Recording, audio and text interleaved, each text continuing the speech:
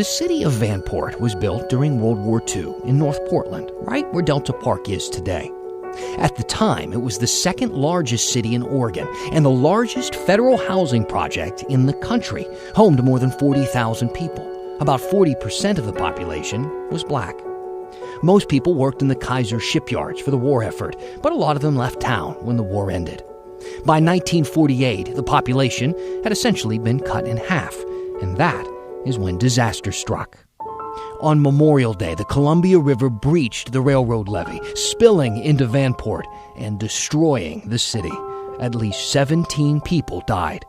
It was the worst weather disaster in the United States in 1948. And so it had national and international news. President Truman came and he said we should rebuild it.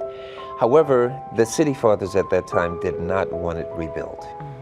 They wanted Vanport essentially gone and erased, which is part of the reason that so few people know about Vanport today. But the city left a legacy behind, helping integrate Portland and Oregon, a state that not long before had very few black people due to its black exclusion laws. These were strangers, 40,000 strangers who created a community. And when that community was disrupted, they brought that community feeling right into Portland and changed it from extremely conservative to what we have now.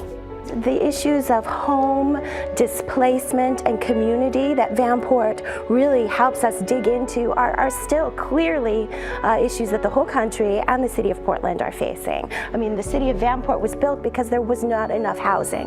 The Vanport Mosaic Festival is held every year in May, complete with a day of remembrance, to talk about the history of Vanport and what our community can continue to learn from it. We've been going into the vault a lot this week, and that's because so many of you have been reaching out with so many great ideas, and there's a ton to find down there. So keep reaching out and using that hashtag HeyDan. You can email us at thestory@kgw.com.